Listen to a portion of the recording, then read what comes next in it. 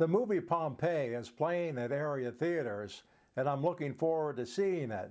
But it's gotten some negative reviews along with the positive. With fireballs falling from the sky, it's catastrophic in more ways than one, says Susan Granger, quoted at Rotten Tomatoes. Is it wrong to root for the volcano? Asks critic Christy Lemire.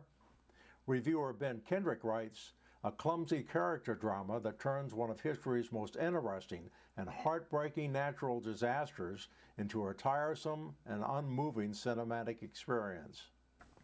Well, I've made my own Pompeii movie, and I'd like to share it with you.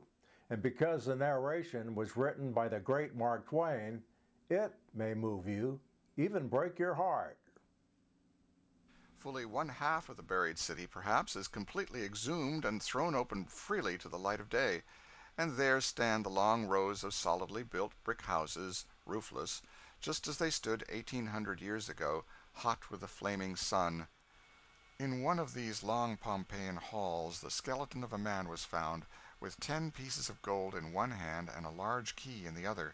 He had seized his money and started toward the door, but the fiery tempest caught him at the very threshold, and he sank down and died.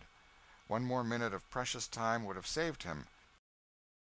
I saw the skeletons of a man, a woman, and 2 young girls.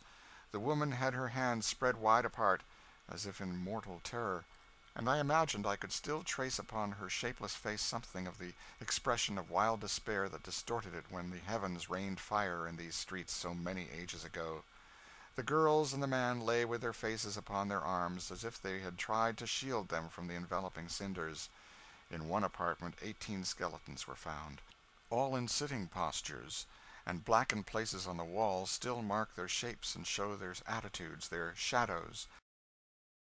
We came out from under the solemn mysteries of this city of the venerable past, this city which perished, with all its old ways and its quaint old fashions about it, remote centuries ago, when the disciples were preaching the new religion, which is as old as the hills to us now, and went dreaming among the trees that grow over acres and acres of its still buried streets and squares, till a shrill whistle and the cry of "All aboard! Last train for Naples!" woke me up and reminded me that I belonged in the 19th century, and was not a dusty mummy, caked with ashes and cinders, 1,800 years old.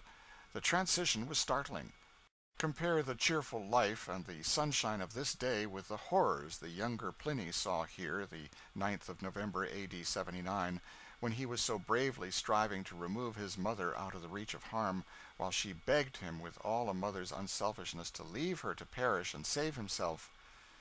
By this time the murky darkness had so increased that one might have believed himself abroad in a black and moonless night, or in a chamber where all the lights had been extinguished.